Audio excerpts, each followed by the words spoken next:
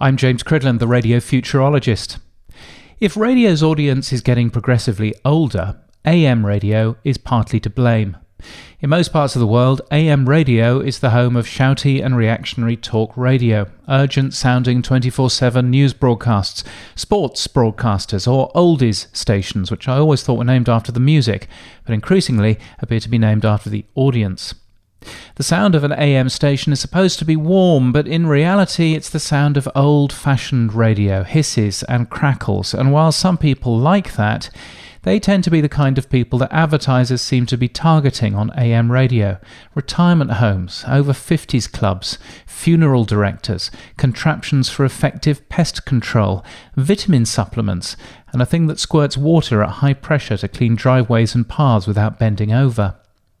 The issue with AM is twofold. Firstly, it sounds rubbish, and secondly, it needs somebody to deliberately hit the AM button, and nobody below the age of 55 is going to do that without a really good reason.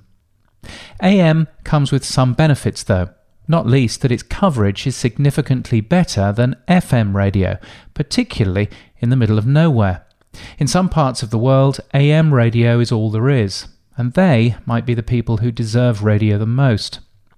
So it was interesting to learn about WWFD, The Gamut, an AM radio station in Maryland in the US that's been given special dispensation by the FCC to broadcast an all-digital signal.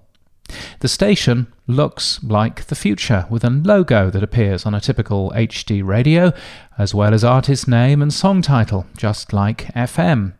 But it sounds like the future too, with a decent-sounding stereo signal that far overperforms muddy analog AM audio. I heard a bit-for-bit recording at the NAB show. 20% of cars on US roads already have radios capable of HD radio reception, and the benefit of an all-digital signal over the typical hybrid broadcast is a vastly improved coverage area, as well as more bandwidth for the audio signal, so it sounds better.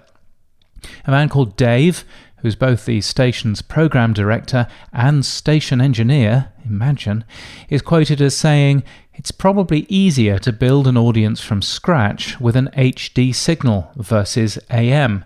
I'd rather take my chances as an HD station." And it looks like he's right, because for the first time in a long while, the station has finally appeared in the official audience figures. There's one step left for HD radio sets to let you tune in by station name, not by frequency. Only then would the gamut be properly discoverable. Even now, nobody's likely to hit the AM button on purpose. But with that tweak, all digital AM might be the future for AM, because heaven knows it needs one.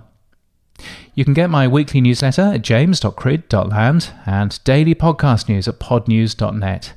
And until next time, keep listening. And now on the Radio Today programme, here's David Lloyd.